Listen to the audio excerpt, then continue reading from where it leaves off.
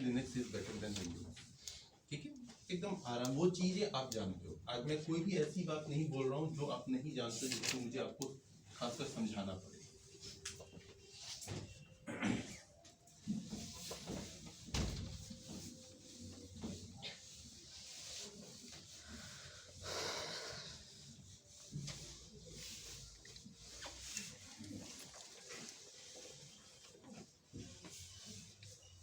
हम लोगों के पास में सर विंडोज की जो मशीन है ऑपरेटिंग,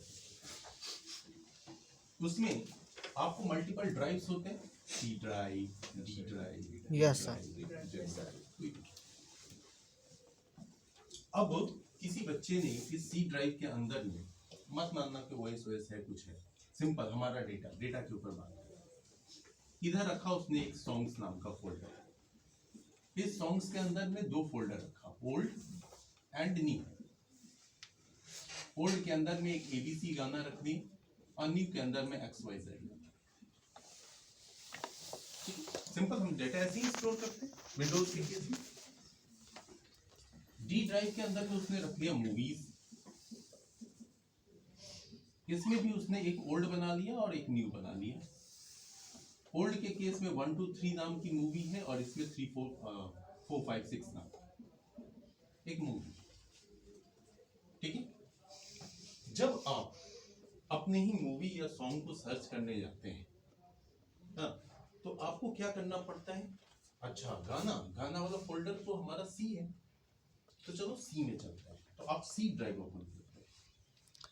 सी ड्राइव के बाद वो कहाँ लेके जाता है आपको? अब आपको लेके जाता है सॉन्ग्स के अंदर। सॉन्ग्स के बाद वो कहाँ लेके जाता है? ओल्ड। उसके बाद मान लो कोई भी ओल्ड ही सुन रहे हैं, तो ओल्ड में, और ओल्ड के बाद वो लेकर के आता है एबीसी। ये लाइन आपको दिखाई देता है आपके विंडो के ऊपर, जस्ट ऊपर में ये लाइन दिखाई देती है। अब जब बच्चा डी ड्राइव का सर्च करना शुरू करता है, तो अगेन उसी तरीके से मूवी, फिर ओल्ड, और फिर मान लो 4 5 6 ये पाथ दिखाई देता है। यानी कि जब जब हम ड्राइव चेंज करते हैं, पाथ चेंज हो जाता है। Yes sir. रेडी? अब आते हैं, इसी चीज को हम रखते हैं लिनक्स के केस। ठीक है, लिनक्स में आपका जो मेन ड्राइव होता है वो ये होता है, एक सिंगल, जिसको बोलते हैं रूट।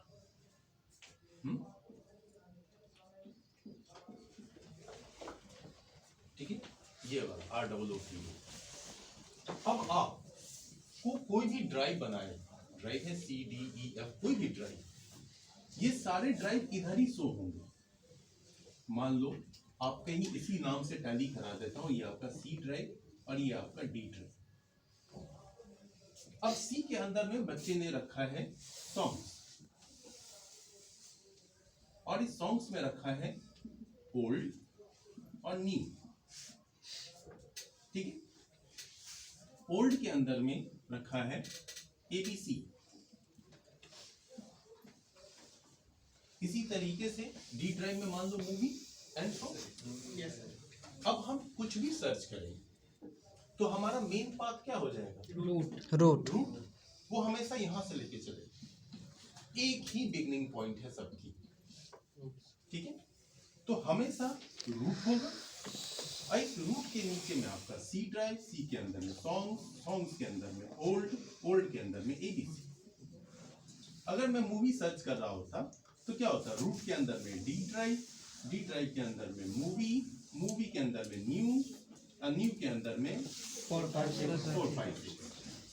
यानी कि ये जो पॉइंट है आपका सर, ये दोनों ही में कॉमन है ना? कॉमन है, या कह दें तो सबका ओरिजिन पॉइंट एक ही है। जब इस तरह की सर्चिंग का मतलब इस तरह का स्ट्रक्चर होता है, तो this is known as hierarchical file structure.